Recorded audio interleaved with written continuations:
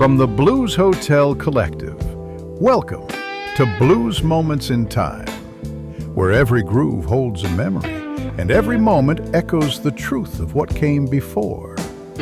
Today, we rewind the reel, trace the footsteps, and revisit the chapters that shaped the blues. Here is our host, Kelvin Huggins.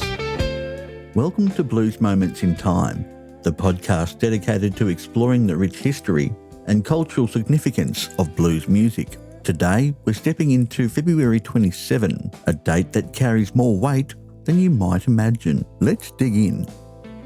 Let's begin with the cultural landscape. It's February 27, 1960, and downtown Nashville, Tennessee is tense. For 2 weeks, black college students from Fisk University and Tennessee State have been staging sit-ins at segregated lunch counters, quietly, deliberately, peacefully.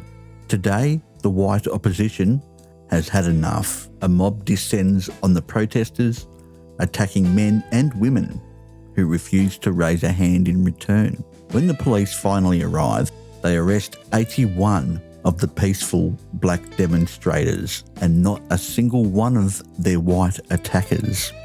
Protest leader Reverend James Lawson Jr. called this day Big Saturday. And it was. Not because injustice won, it didn't. The students chose jail over a fine. They refused to be erased. Nashville would go on to become the first major southern city to desegregate its public facilities, a model the entire civil rights movement would follow. But here's what connects this to the blues. The lunch counters being fought over in 1960 were the same system of exclusion the blues had been singing about since the very beginning. The blues didn't just document pain, it documented this pain specifically, the pain of being told you don't belong in the room, built with your own hands. Now let's turn our attention to the political climate. On February 27, 1991, James Brown, the godfather of soul, a man whose music is built on the same gospel, blues, rhythm and blues foundation, is everything we love about this genre, walked out of a South Carolina prison after 2 years behind bars. His imprisonment had been controversial from the start. Many in the music world and the black community believed the 6-year sentence for aggravated assault and evading police was shaped by the same racial double standards the blues had been testifying against for a century. His parole that February morning felt, to many, like a small correction to a deep wrong. South Carolina would eventually pardon him entirely in 2003. James Brown had always said his music was about black pride, black joy and black survival, and February 27, 1991 was one more chapter in that long story. Of course, no discussion of blues history would be complete without exploring the music itself. February 27, 1956, Specialty Records slides a fresh 45 across the counter, and the world is never quite the same again. Little Richard's Long Tall Sally, backed with Slippin' and Slidin', hits the shops, and it hits hard. Long Tall Sally goes to number 1 on the R&B charts for 6 weeks and cracks the pop top 10, the highest Little Richard ever climbed.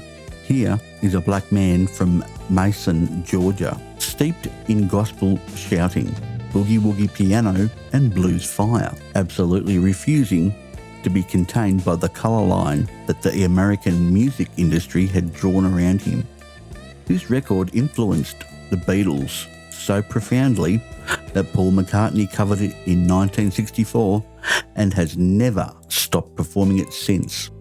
Both sides of this single are now in the Grammy and Rock and Roll Hall of Fame, born directly from the black musical tradition.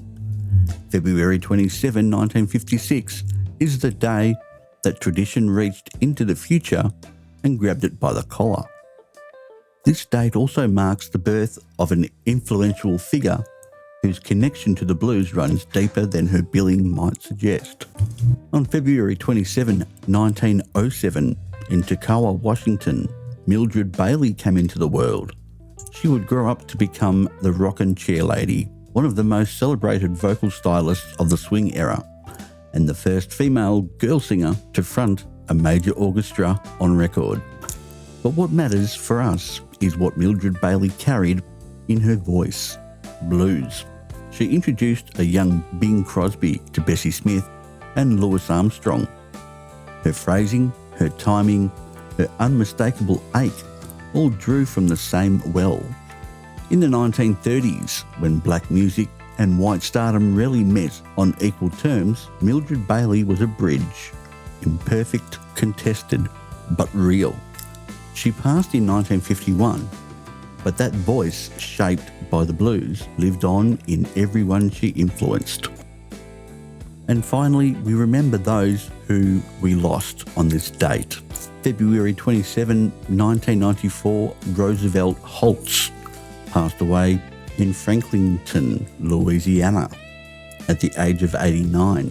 Born in 1905 near Tylertown, Mississippi, Holtz was a direct link to the first generation of Delta blues, a prodigy of the great Tommy Johnson, a master of the subtle, rhythmically shifting guitar style that is the soul of the Mississippi sound. He should have been recording in the 1930s alongside Son House and Skip James, but history denied him that window.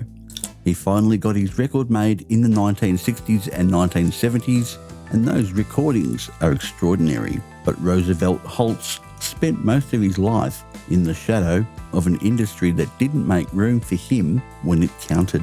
His story is the blues, not the glamorized version, the real one. And on February 27, 2011, Eddie Kirkland, the gypsy of the blues, made his last ride. Born in Jamaica, raised picking cotton in Alabama, Eddie built his first guitar from a cigar box. He played with John Lee Hooker for 13 years. He toured with Otis Redding, Muddy Waters and Little Richard. He won the W.C. Handy Award. He was 87 years old and was returning home from a gig when a Greyhound bus struck his car on a Florida highway. The road had been his whole life. It took his life too. His website's memorial read, "Cry a river of tears. The Lord has called the road warrior home." Amen to that. And that's all the time we have for today's episode of Blues Moments in Time, February 27, a date of resistance and release, of talent denied and talent celebrated, of records that changed the world, and bluesmen who deserved more of it than they got. Join us next time as we continue to explore the remarkable, irreplaceable history of the blues.